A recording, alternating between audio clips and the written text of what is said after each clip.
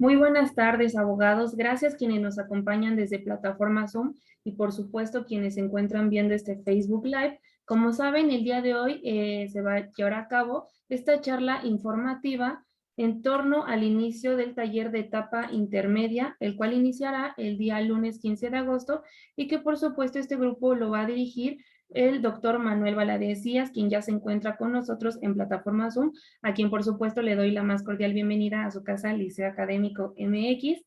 A continuación le cedo el uso de la voz al maestro Manuel Camacho y posteriormente procederemos con esta charla. Muchas gracias, abogada Jessica Márquez. Gracias a todos los abogados que nos acompañan en plataforma Zoom, a los que nos ven a través de las redes del Liceo Académico y nos verán en repetición. Pues es un gran honor contar con la presencia en el Liceo Académico del doctor Manuel Valadez. Algunos me han preguntado, ¿quién es el doctor Manuel Valadez? Bueno, pues voy a permitirme leer un poco de su semblanza curricular, porque es obligado quienes nos dedicamos, y lo digo respetuosamente, al campo penal y en lo procesal penal, es obligado saber quién es el doctor Manuel Valadez. Es un gran referente del sistema acusatorio en México. Quiero decirles que él es doctor en Derecho y doctor en Derecho Judicial. En su semblanza curricular, fíjense bien a quién tenemos en el Liceo Académico. Es el juez que presidió la primera audiencia en México mediante la aplicación del Código Nacional de Procedimientos Penales. Con eso estoy diciendo todo. Es doctor en Derecho por la Facultad de Derecho de la Universidad Juárez del Estado de Durango. Es doctor en Derecho Judicial por la Universidad Judicial del Poder Judicial del Estado de Durango. Es escritor en autoría y coautoría de 42 libros sobre el sistema acusatorio. Es articulista de revistas especializadas en derecho como Abogacía, El Mundo del Abogado, Nova Justitia del Tribunal Superior de Justicia de la Ciudad de México, Inmexus y Veredicto. Es docente a nivel posgrado del Centro de Estudios Jurídicos Carbonell, Sociedad Civil. Es docente de la Escuela Federal de Formación Judicial de la Suprema Corte de Justicia dentro de la maestría en sistema acusatorio que se imparte a nivel nacional a funcionarios federales, así como en diversos cursos de capacitación y especialización. Es investigador invitado del INACIPE en el año de 2014. Miembro del claustro docente del Instituto de Investigaciones Jurídicas de la Universidad Nacional Autónoma de México. Docente del Instituto de Formación Profesional de la Procuraduría General de Justicia de la Ciudad de México. Es capacitador de jueces, agentes del Ministerio Público y defensores en el sistema acusatorio en los estados de Sonora, Coahuila, Zacatecas, Michoacán, Puebla, Aguascalientes, Baja California, Tlaxcala, Guerrero, Ciudad de México, San Luis Potosí, Sinaloa, Colima y Quintana Roo. Docente certificado mediante examen por la Secretaría Técnica para la Implementación del Sistema Acusatorio en México. Conferencista certificado en materia penal por parte de la Suprema Corte de Justicia de la Nación. Docente a nivel licenciatura y posgrado en las universidades públicas y privadas a nivel nacional. Es juez de control actualmente y de enjuiciamiento en el estado de Durango desde el año de 2009 a la fecha. Así que me complace darle la más grande y cordial bienvenida al doctor Manuel Valadez Díaz a la plataforma del Liceo Académico, a fin de que, bueno, pues el doctor nos explique, nos haga favor de explicarnos un poquito qué veremos en este nuevo taller de etapa intermedia que, como saben, tiene una prelación lógica. Con el doctor ya nos impartió el taller de audiencia inicial, ahora vamos con el taller de audiencia intermedia y todos estos talleres tienden a ser un diplomado en proceso penal acusatorio y donde obviamente pues es el doctor Manuel Valadez, nuestro docente de lujo. Y pues sin más preámbulo, mi estimado doctor Manuel Valadez, le cedemos el uso de la voz. Adelante, por favor. Abogada.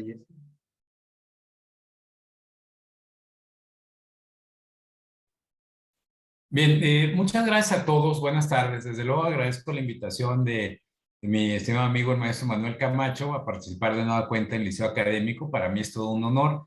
Y desde luego agradezco a todos ustedes que dieron un espacio en su agenda para poder charlar de este taller. Como dice Manuel, y lo dice muy claro, este taller es una continuación de uno previo que ya acabamos de concluir la semana pasada sobre audiencia inicial. Desde luego, tengo entendido, hay grabaciones de ese taller. En fin, ya el tema de la continuidad, o sea, un tema que deben ustedes de ver con el maestro Manuel. Es necesario precisar que este taller que vamos a iniciar tiene un enfoque sumamente práctico. Miren ustedes, yo he descubierto a partir de las clases, de las audiencias que vamos día con día, que muchas veces se explica en los talleres, en las clases, conceptos teóricos, se explica el contenido del Código Nacional de Procedimientos Penales, pero siempre el abogado se queda con esa parte relativa al cómo llevar a cabo la aplicación de esa teoría. Es decir, ya me explicaste bien la audiencia inicial, en qué consiste, o ya tratándose de etapa intermedia, ya me explicaste la acusación, ya me explicaste los acuerdos probatorios, ya me explicaste qué pasa cuando el Ministerio Público cambia el hecho vinculado al momento de acusar. Pero ahora, ¿cómo hago realidad eso aprendido? Es decir, ¿cómo puedo yo plantarme ante un juez de control en intermedia para llevar a cabo la defensa de mis intereses? Esa es la finalidad de este taller. Es decir, desde luego tener un espacio donde pueda yo platicar con ustedes cuestiones teóricas, que desde luego la teoría y la práctica siempre deben ir de la mano, explicar a detalle el contenido de la acusación, los incidentes que pueden surgir, las posibilidades, pero abarcando un aspecto sumamente práctico, es decir, dirían los norteamericanos, el know-how, que sepan ustedes no solamente el concepto teórico, sino el cómo llevarlo a cabo. Porque a final de cuentas, miren ustedes, a mí me sucede en muchas ocasiones que explica uno, por ejemplo, mira, es que los medios de prueba debes ofrecerlos bajo estos requisitos, etcétera, o buscar que se excluyan bajo estos argumentos, pero el abogado dice, bueno, por eso, pero vamos situándonos en el escenario de la audiencia. Dime cómo planteo el incidente, dime cómo lo sustento. Ahora, muchas veces el litigante ha andado en estos caminos y obtiene respuestas no favorables, a lo mejor del juez, a lo mejor del Ministerio Público, que dudan de la figura o de cómo llevar a cabo la actividad, y hay que darle también herramientas al litigante para poder debatir, para poder defender esa petición. En ese sentido, este taller va a tener desde luego una base teórica explicada en términos sencillos de mi parte, pero mezclada con cuestiones prácticas. Los que han estado conmigo en algún taller, en alguna sesión de clase, pues conocen que me gusta explicar las figuras, desde luego desde un punto de vista técnico, pero acompañada de casos prácticos, siempre mezclando esa interesante mezcla, ese interesante binomio de teoría y práctica. En base a ello, ¿qué pueden ustedes esperar en este taller? Y aquí yo aprovecho para decir que esta charla, en un primer momento había pensado yo en decir, bueno, voy a dar un adelanto del taller, voy a empezar a lo mejor con aspectos ya de la clase propiamente, pero lo cambié para problematizar este espacio. Es decir, voy a tocar varios temas problema, de los cuales al interior del taller vamos a encontrar la solución. Y son temas que son de interés esencial para todo litigante. Los voy a ir exponiendo y ustedes van a poder ir viendo las posibilidades de aprovechamiento de ese taller. Porque miren una cosa, mi señor padre, que era abogado, yo recuerdo cuando me lo invitaban, íbamos a cualquier taller, a cualquier seminario, salíamos y le preguntaba, oiga, ¿qué le pasó? ¿Qué le pareció? No, ¿sabes qué? Mira, sí sirvió o no sirvió, pero él lo veía desde el punto de vista de cómo lo que había aprendido, lo que había escuchado en esas horas, estando sentado escuchando a algún ponente, le servían para aplicarlo a su práctica cotidiana. Es decir, eso que aprendí, ¿qué tanto me sirve, qué tanto me mejora en mi capacidad como litigante? Más allá del rollo, de la plática, de la elegancia, etcétera. A ver, salí del taller, salí de la conferencia, ¿qué me llevo aplicable? Eso es la temática que estoy tratando de alcanzar en este taller, que sea un taller en donde cada uno de los que ingresan, desde las ópticas que tenga, dentro de las expectativas que tenga, diga, mira, tengo ya un área de conocimiento, me llevo una ganancia, y yo lo veo como algo muy similar a una cuestión personal libros, ahorita tengo 3 que me acaban de llegar, y la clave, fíjense ustedes, por ejemplo, con los libros, muchas veces dice uno, bueno, pues este tema a lo mejor no me gustó, sí me gustó, etcétera, pero siempre hay algún libro que te da alguna información, alguna idea, algún conocimiento fresco, y con eso valió la pena el libro. Con eso valió la pena comprarlo porque uno mismo dice, ya lo aprendí, me va a servir. Esto me va a ser de utilidad. Entonces, miren, al momento en que vamos viendo los temas, que les digo, anticipo, no voy a decir la solución de cada asunto, eso será parte del taller, pero sí voy a dejar vislumbrar los temas a detalle, específicamente de cada uno. En primer término, desde luego, vamos a analizar cuál es la finalidad de la etapa intermedia. ¿Cuál es el objeto de la etapa intermedia? ¿Qué es una etapa? Miren ustedes que en el sistema acusatorio mexicano no se recorre totalmente en la mayoría de las ocasiones. Es decir, desde luego, muchas causas, la gran mayoría llegan a etapa intermedia, pero muy pocas de ellas transitan la etapa intermedia hasta un juicio oral. El porcentaje de causas que llegan a juicio oral por la propia estructura del sistema acusatorio mexicano es muy pequeño. De hecho, el sistema acusatorio mexicano está diseñado para que no lleguen causas a juicio, que sea lo menos que ocurra. Y entonces sucede que muchas veces cuando una causa sí va a pasar a juicio, pues hay poca experiencia de las partes. Y digo no solamente el Ministerio Público de la Defensa, desde luego también de los jueces, que son escenarios que comúnmente no enfrentamos el desahogo, el debate a detalle de una autoapertura. Entonces, en este taller vamos a analizar, desde luego, la etapa intermedia con énfasis, con especial atención a cuando la causa va hacia un juicio oral. Porque desde luego, sabemos que en la etapa intermedia es un momento donde comúnmente ocurren estas salidas, estas soluciones alternas, llámese acuerdo reparatorio, una suspensión condicional del proceso, un procedimiento abreviado, que bien pudieran merecer un taller aparte, porque tienen sus vicisitudes y sus características, pero este taller vamos a ir muy enfocados al camino cotidiano del proceso con miras a preparar un juicio oral. Es decir, vamos a hablar del debate en cuanto a admisión y exclusión de medios de prueba, vamos a hablar acerca de los acuerdos probatorios, vamos a hablar de las causas de exclusión y de cómo el sistema acusatorio mexicano tiene un mayor rigor para los medios de prueba. En el sistema tradicional que teníamos en nuestro país, no había mucho cuidado en cómo se ofrecía la prueba. Bastaba que cualquier litigante le dijera al juez, ¿sabe qué, señor juez? Tengo un testigo, deme fecha y hora para que usted lo reciba dentro del periodo de instrucción. Y simplemente el tribunal se lo daba y ya. Ahora no. En el sistema acusatorio se analiza la pertinencia del medio de prueba, la utilidad del medio de prueba. Tenemos conceptos como el punto a probar. Es decir, en el sistema acusatorio no todo lo que ofrezcas te lo van a admitir. Hay un espacio de exclusión. Y entonces ahora en el sistema acusatorio es importante no solamente que el defensor cuente con información a su favor, sino que conozca cómo ofrecerla en condiciones que se la puedan admitir y desde luego que prepare el escenario para poderla deshogar en juicio. Desde luego también, como una parte contraria a la admisión de los medios de prueba, vamos a ver las causas que pueden provocar que te excluyan un medio de prueba.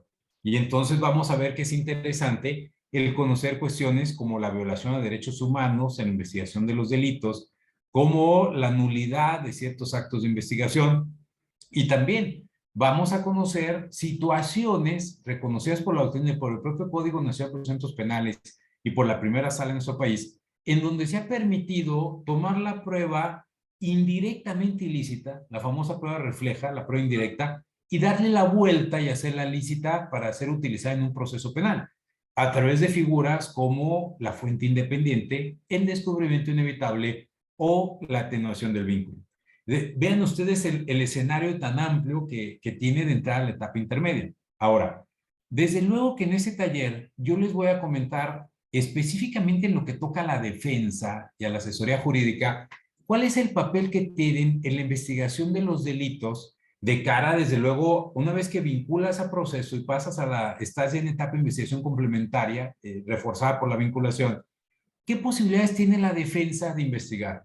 Yo les quiero anticipar que la defensa tiene la posibilidad, desde la investigación complementaria, de hacer una especie de adelanto de juicio. Es decir, tú como defensor no tienes que esperarte hasta llegar a juicio oral para buscar contrainterrogar a los testigos de cargo. Es decir, para citar en tu despacho a la policía, al perito del Ministerio Público y llevar a cabo un interrogatorio respecto de ellos. Es una especie de anticipo en condiciones totalmente favorables a la defensa. Imaginen ustedes, no tienes que esperarte a jugarte tu última carta, tipo película norteamericana en audiencia de juicio, para ver si logras contrainterrogar exitosamente al testigo de cargo o al perito, muy a la usanza de las películas norteamericanas, lo cual muchas veces no sucede, sino que puedes, en términos de la investigación complementaria, citar como preparación a la intermedia y a juicio a esos peritos, a esos policías, a esos testigos en tu despacho para interrogarlos. Interrogarlos en una condición totalmente favorable porque no va a estar el Ministerio Público presente, porque no va a estar el Tribunal de Enjuiciamiento presente, porque no va a haber objeciones, porque no es lo mismo una entrevista en un despacho a un interrogatorio. Aplican reglas diferentes. Y entonces van a descubrir ustedes las grandes ventajas que eso representa. ¿Por qué? Porque si logras meter al policía en problemas, si logras situar al perito ante debilidades de su dictamen o al testigo ante errores posibles, pues desde luego que eso va a generar un antecedente que puede provocar que incluso el Ministerio Público decida finalmente no ofrecerlos al momento de presentar su escrito de acusación. Es decir, que logre observar con tiempo que esos testigos pueden ser peligrosos para su teoría del caso. Eso desde luego lo vamos a ver a detalle, el cómo llevarlo a cabo, en qué condiciones se pueden interrogar a estos testigos en tu despacho y cuáles son las posibilidades, como el 126 del Código Nacional de Procedimientos Penales, que tienes, por ejemplo, como defensor, para que si ese policía o ese perito no quiere ir voluntariamente a tu despacho, puedas pedirle a un juez de control que lo obligue a ello. Desde luego lo vamos a ver a detalle y eso también nos va a llevar al tema relativo a que si estamos hablando que no solamente el Ministerio Público, sino que el asesor jurídico y la defensa pueden hacer actos de investigación, pues desde luego que vamos a hacer reflexión respecto a que esos actos de investigación sean respetuosos de los derechos humanos. Es decir, desde luego en estos tiempos todas las partes, y en especial la defensa, fíjense ustedes, debe saber cómo obtener actos de investigación que sean respetuosos de los derechos humanos. No solamente para poder criticar o buscar excluir los del Ministerio Público, los medios de prueba del Ministerio Público, porque solamente puedes atacar algo cuando lo conoces, sino también como defensor para evitar vulnerar derechos humanos de otras personas. ¿Por qué? Porque ya ha ocurrido que como ahora los defensores también pueden hacer investigaciones, habría que preguntarnos, ¿un defensor en actos de investigación puede llegar a violentar derechos humanos? La respuesta es sí.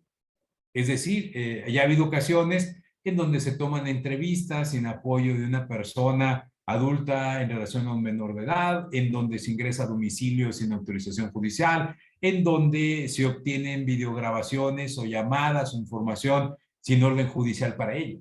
Y entonces, ¿puede la defensa en ese sentido llegar a vulnerar derechos humanos? Claro que sí. Vamos a ver los casos y cómo puede actuar el defensor para proteger esa información y finalmente llevarla al proceso, porque habremos de poner cuidado en una cosa.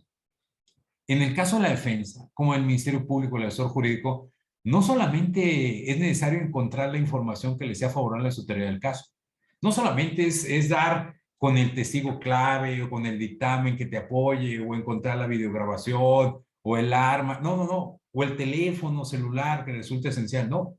Necesitas saber cómo poder hacer llegar ese medio de prueba hasta la audiencia de juicio.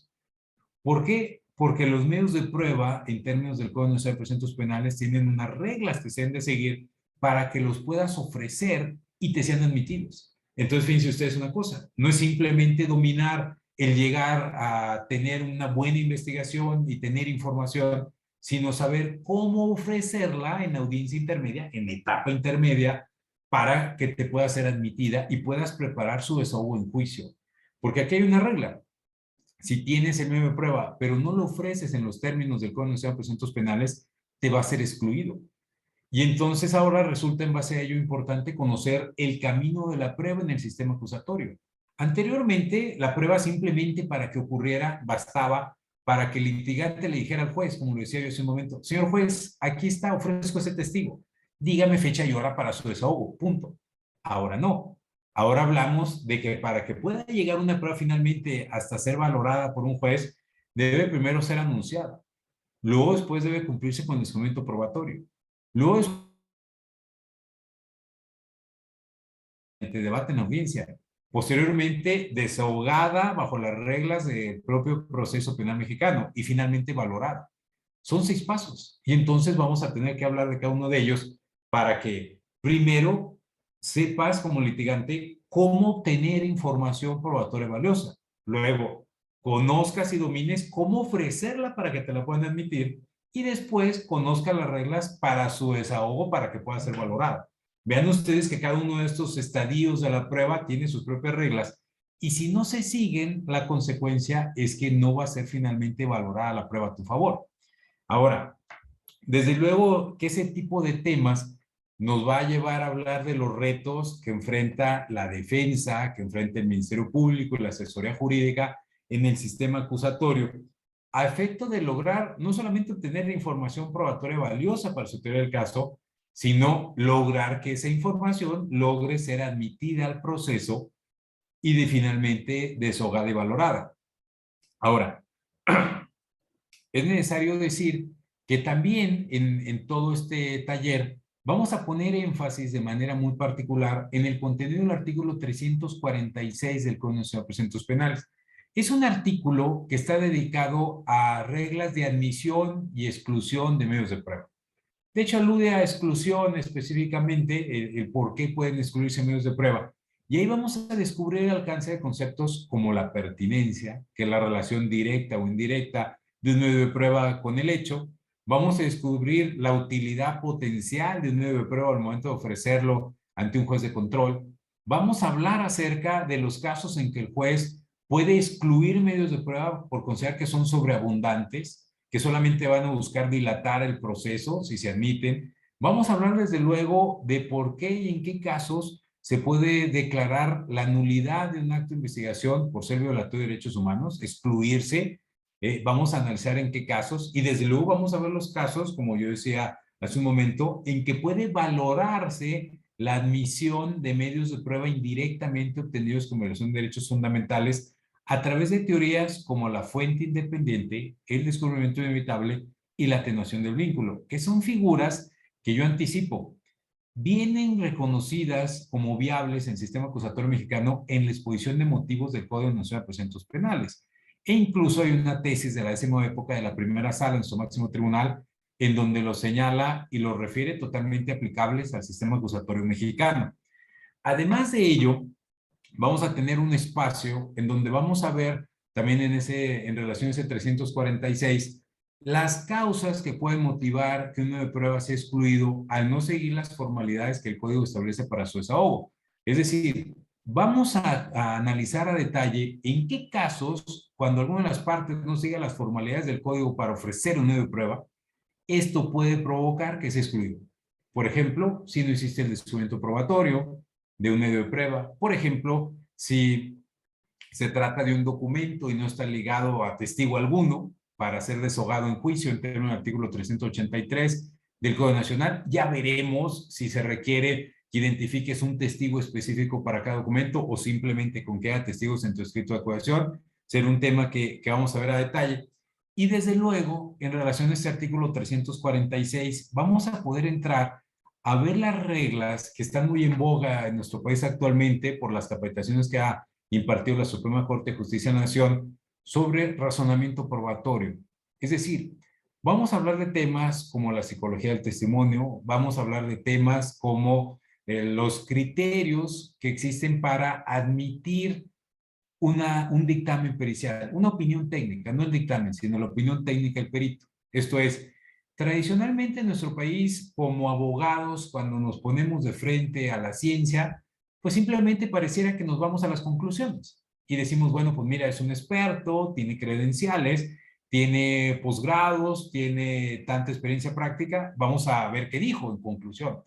Vamos a descubrir a través de casos como el caso Fry de 1923 en Estados Unidos, el caso Daubert de 1993 también en Estados Unidos, el caso Kumho Tires del 2004 también en Estados Unidos, que conforman la famosa trilogía Daubert. Vamos a ver qué criterios son aplicables a los expertos para poder ser admitida su opinión en juicio. Es decir, En pocas palabras, vamos a estudiar qué debemos de buscar en la opinión de un experto para considerarlo viable de ser admitido como tal. Y van a descubrir ustedes que no solamente esto se centra en ver que el experto tenga credenciales de experto, es decir, que el experto te diga, mira, yo tengo 3 maestrías, 5 doctorados, hago 100 dictámenes como estos al mes o al año. No, eso es una condición necesaria, pero no suficiente para entender que el dicho de esa persona pueda ser científicamente correcto. No, eso es solamente un punto de partida. Vamos a analizar que cuando vemos la labor de un perito, tenemos que ver, primero, que el problema que se le haya planteado sea eficazmente resuelto por el método que él pretende utilizar para ello, o que utilizó para ello. Segundo, que ese método sea el reconocido internacionalmente por su disciplina.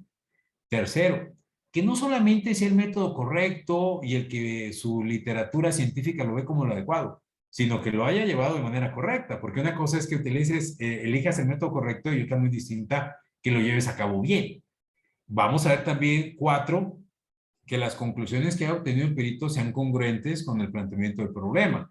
Y desde luego vamos a ver que ese perito haya manejado un porcentaje de error en su expertise. Es decir, que el perito nos haya dicho, mira, este es el resultado, pero puede haberme equivocado en ciertos casos, como son estos, porque anticipo desde aquí que no hay ninguna prueba pericial que esté en un 100%, en una cuestión de grado absoluto. Ni siquiera la prueba en genética molecular llegue a ese 100%.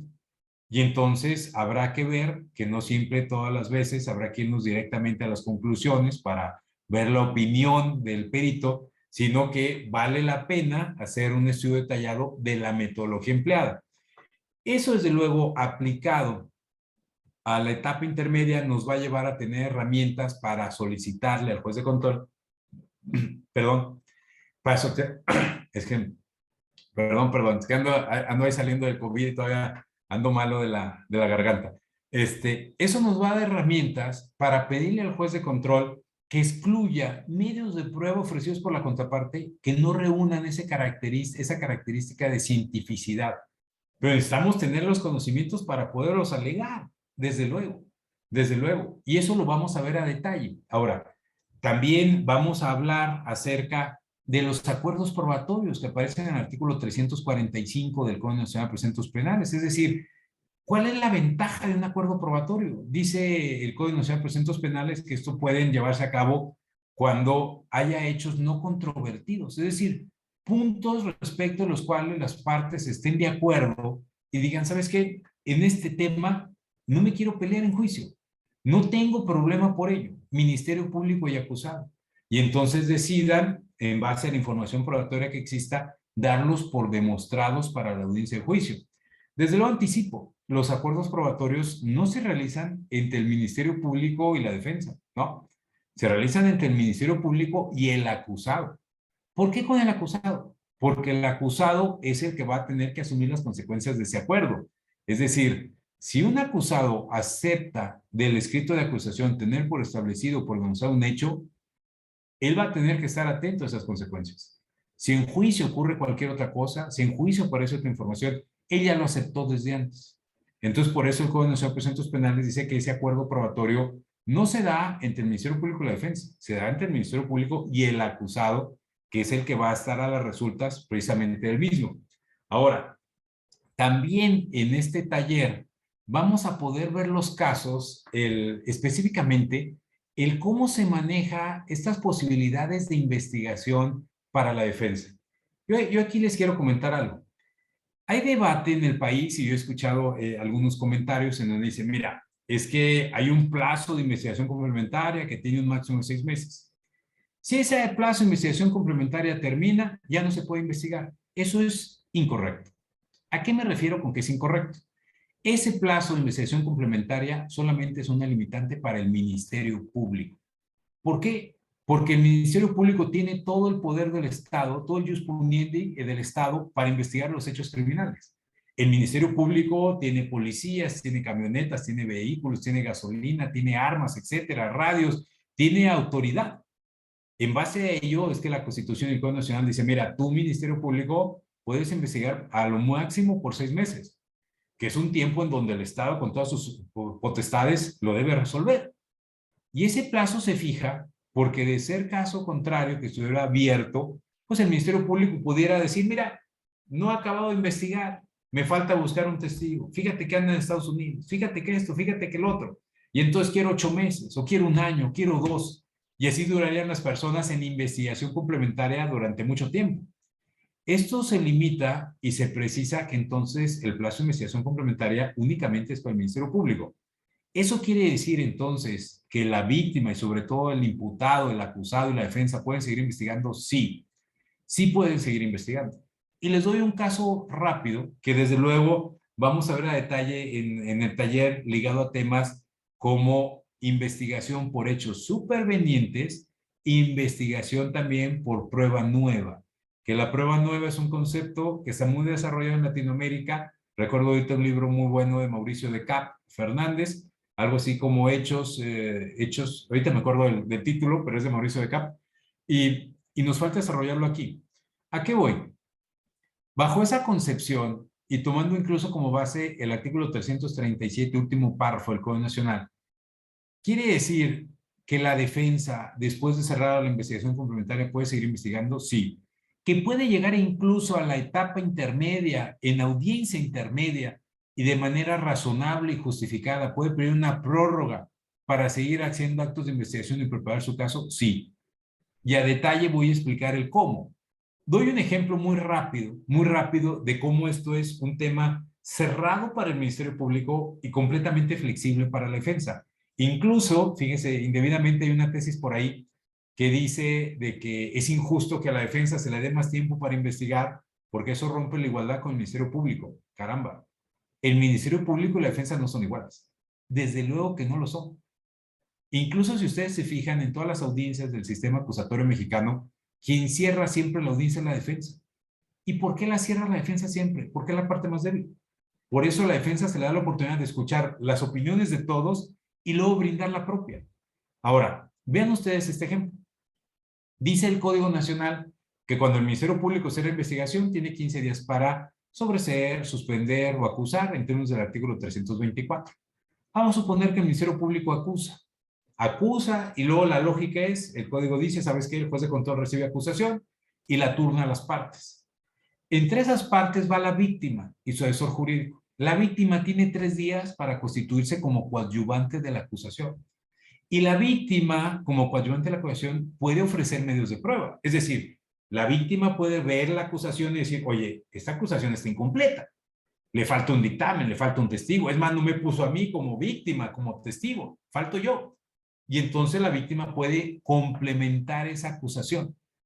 Imaginen ustedes el escenario en donde la víctima dice, ¿sabes qué? Ministerio Público, te faltó este dictamen. No hiciste este dictamen, te falta este dictamen. Y yo lo voy a ofrecer de mi cuenta. Lo ofrezco en estos 3 días, ofrezco este dictamen. Bueno, fíjense que ese 337 dice que cuando la víctima ofrezca un dictamen, la víctima o el imputado, dice, tiene como parte de la lógica que surge la idea de ofrecerlo una vez que le notificaron la acusación irregular del Ministerio Público, dice el 337, penúltimo párrafo. Cuando la víctima ofrezca un dictamen, obviamente no lo va a tener de inmediato, no te hacen un dictamen en los 3 días. Dice, va a poder entregarlo hasta 3 días antes de la audiencia intermedia. Quiere decir, la víctima recibe la acusación y en los siguientes 3 días dice, me constituyo como coadyuvante y voy a ofrecer ese dictamen. Ahí lo ofrezco. Todavía no lo tengo físicamente. Tiene la víctima todavía hasta 3 días antes de la intermedia para ofrecerlo. Vamos a suponer que 4 días antes o 3 días antes de la intermedia cumple y se lo entrega a la defensa. Pues fíjense que esa situación justifica en términos del 367. Ahora, último párrafo, que la defensa también diga, ¿sabe qué, señor juez? Me acaban de entregar el dictamen de la víctima. Lo acabo ahorita de conocer.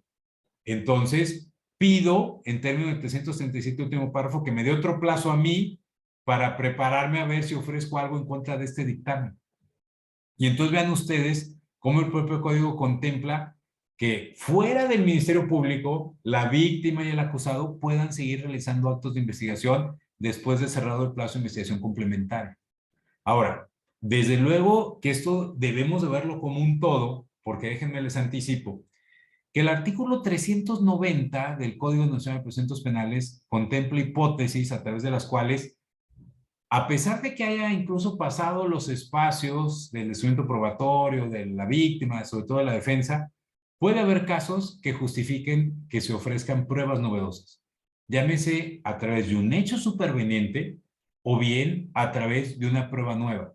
Un hecho superveniente, como que de repente aparece una videograbación de algún local cercano donde ocurrieron los hechos, de algún vecino que estaba ahí en la ventana de su casa y grabó con su celular el hecho y nunca lo había dicho.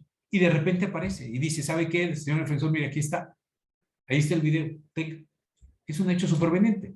Ahora, una prueba nueva.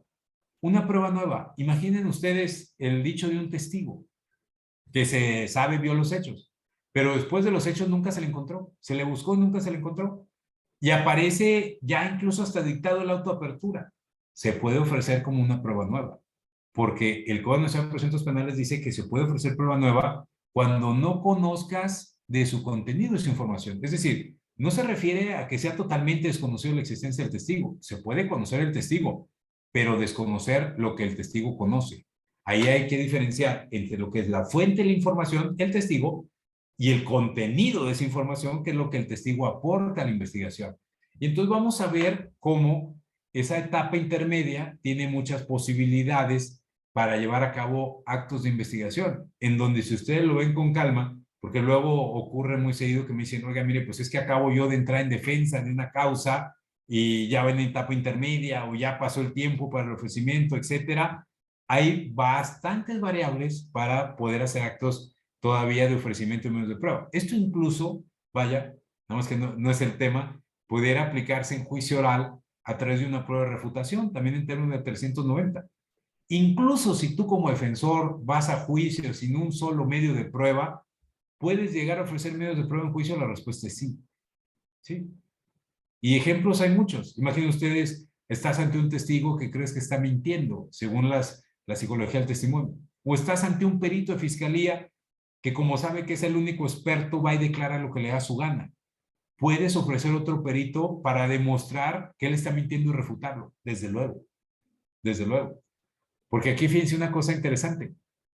Muchas veces con los peritos, y este es un tema que hay que empezar a señalarlo desde la intermedia y a juicio, desde luego, pero muchas veces con los peritos nos vamos bajo esa apariencia de cientificidad en donde el abogado parece que ligamos de manera inmediata lo científico con lo verdadero. Entonces vemos pasar en las salas de audiencia una persona con bata y decimos, pues viene a decir la verdad. Y entonces descubre casos ya en el litigio, como ha pasado en Estados Unidos, con un informe que les voy a pasar en su momento, en donde en Estados Unidos descubrieron que los peritos que van a juicio, en un 40% de las ocasiones que acuden a los juicios, pueden llegar a contar mentiras, que es lo que se conoce como un testimonio inválido. Es decir, hay ocasiones, ciertamente, en donde los peritos hacen afirmaciones que van más allá de lo que su ciencia ha establecido. Imaginen ustedes, la ciencia llega hasta el número 3 y el perito hace afirmaciones sobre el 7 o el 8, siendo que su ciencia no llega hasta allá. O bien el perito hace afirmaciones que van en contra de los principios y postulados de su ciencia. Eso se conoce precisamente como un testimonio inválido de parte del perito.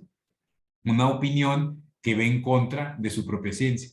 Y entonces, pues vamos a ver todo ese tipo de casos, sobre todo para estar atento a ellos. Les daré en su oportunidad ejemplos de cuestiones que se ven en los dictámenes y que las vemos en automático, sin mayor reflexión, y que siempre nos vamos a las conclusiones. Llámese huellas dactilares, llámese estudios a personas menores de edad en psicología, llámese toma de muestras vaginales, en fin, o sea, el tema es sumamente amplio, pero vean ustedes que esta etapa intermedia tiene muchas áreas de interés, muchos espacios de plática y sobre todo, como yo les comentaba al inicio de mi charla, mucho conocimiento que puede ser de inmediata utilidad a sus actividades. Cuestión de conocimiento práctico en donde si están ustedes enfrentando una etapa intermedia o la va a enfrentar, puedan tener herramientas claras para poder hacerla con éxito. ¿Sale? Bien, yo voy a terminar la charla. Les anticipaba yo desde el inicio la misma que iba a plantear los escenarios, iba a verter los problemas, a dejarlos ahí sin el ánimo de entrar a resolverlos, porque eso será parte del taller. Desde luego, es así como, digamos, un tráiler ahí de la película, nada más ahí traté de poner las escenas más peligrosas y más llamativas, pero espero haberlo logrado. Me había dicho Manuel de ver la posibilidad de ampliar ahorita la charla o no. La voy a dejar hasta aquí porque les comentaba en el transcurso de la misma, todavía ando ahí con efecto de COVID, me hice la prueba hace poco, salí positivo y pues la garganta así como que de repente me deja helado, de repente no me deja tanto y ahí la llevo.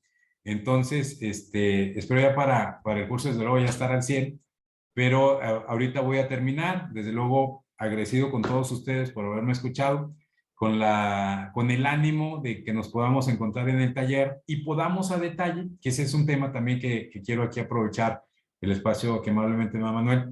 En un inicio hemos platicado sobre estos talleres que fueran 5 sesiones, me parece que al final lo dejamos en 6 y sobre todo la sexta clase, pues va a variar de ver si lo hacemos de puras preguntas o respuestas o bien para complementar las sesiones. Es decir, en un primer momento, pues hacíamos de interacción inmediata, pero luego la interacción daba espacio a que no avanzáramos en los temas. Entonces, como que hemos cambiado la dinámica y voy manejando yo las clases directas y ya dependiendo del espacio, pues será cuestión de ver si abrimos ahí un espacio de preguntas y respuestas, ya será cuestión aquí de verlo con Manuel, porque yo soy un convencido de que independientemente de las lecturas que hagamos cada quien, no hay nada como el intercambio de ideas entre todos nosotros para crear conocimiento. Yo creo que muchas de las cosas que yo conozco sobre el sistema acusatorio es gracias a estos espacios, a estas charlas, en donde es común que digan, oiga, ¿y si pasa esto? Ah, caray, pues déjame lo pienso porque nunca lo había contemplado, pero me parece que puedes tener razón. Sobre todo porque yo lo he dicho muchas veces, yo creo firmemente que la consolidación o el avance del sistema acusatorio se ha dependido en gran parte, no a los jueces, sino a la defensa. A la defensa que siempre va luchando en contra del estado de las cosas, que siempre lee la ley de una manera diferente y que siempre dice, oigan, ¿y esto por qué? Porque analizando el sistema acusatorio, el Ministerio Público es un tanto, digamos, reactivo. Mientras la receta le funcione, no se va a mover. Mientras su esquema, su plantilla que usa para las audiencias funcione, no le va a cambiar nada. Es más, hasta cuando llega un nuevo Ministerio Público le va a pasar la plantilla y ya. Los jueces más o menos andamos por la misma. Los que están siempre haciendo los cambios, y lo vemos en el Semanario Judicial de la Federación cada viernes, son los abogados, son los defensores. Entonces, pues para mí es muy enriquecedor hablar con personas que están en la práctica, que tienen visión del Código Nacional y el ánimo de estar estudiando, hablando sobre esto. Así que, pues bueno, yo espero que nos podamos saludar en el taller. Les agradezco a todos su presencia y les envío un fuerte abrazo. Mi estimado Manuel, muchas gracias.